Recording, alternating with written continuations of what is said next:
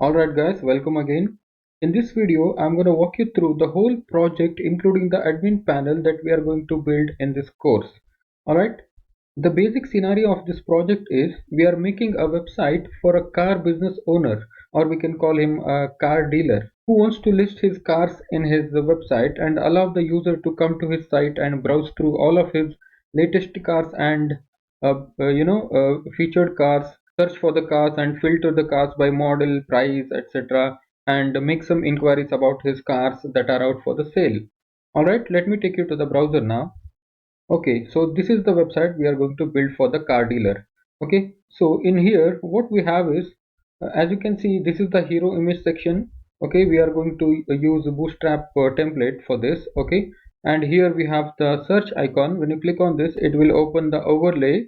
So it has the search form. Here you can search the cars by typing the keywords. Okay, so and next, here we have the advanced search form. So here you can search by name, and we have the model, and by location also you can check here. Okay, all these models, these are coming from the database. And this is the price slider. You can set the minimum price and maximum price here and search for the cars. Okay, and we have featured cars section and the latest cars section. Okay, all the cars that are added to the database will go into this latest car. If you want to make this car as a featured car, then you have the ability to do that in from the admin panel.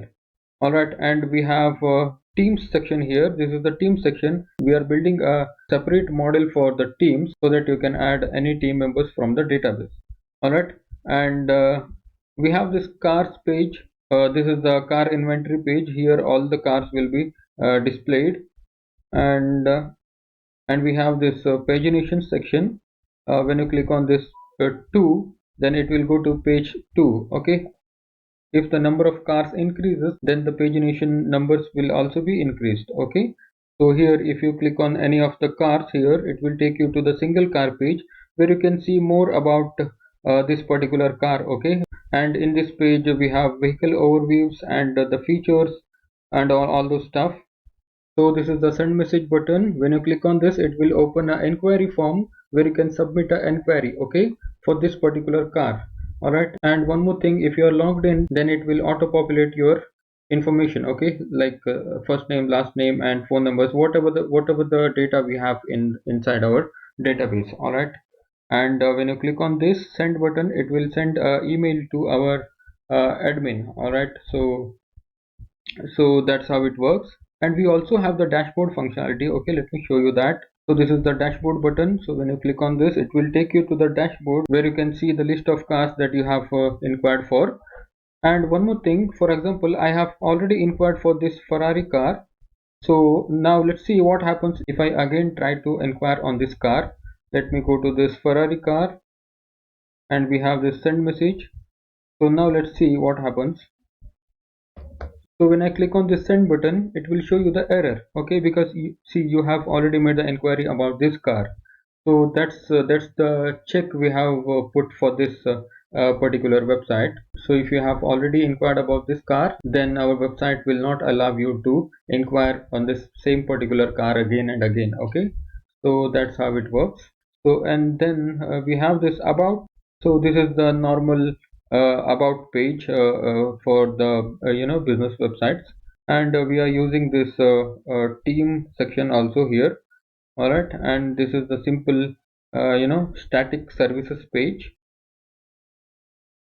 All right, and and the contact form here. So this is the contact form. Anybody want to get in contact with the car dealer, then they can contact from here. Okay, so let me show you this. We have used this messages also. Okay, so let me show you this subject. Okay, when I click on this send message, all right, you can see the message here. Okay, we have used the Django messages package in here. So that message will be automatically disappeared in just 4 seconds or 5 seconds. Okay, we have set it from the JavaScript. And the next thing is we have this login and register functionality. Let me show you this. When you go to login, so this is the login form. Okay, so we have used the Django authentication system to implement this login. And the best part is we have this login with Facebook and login with Google also. Okay, so anybody want to log in with the Google, hit this Facebook and Google button. All right, and we have the register page here also. And the next thing is, let me show you what customizations we have done for the admin panel. Okay, so this is the admin panel. So let me log in as the Django admin.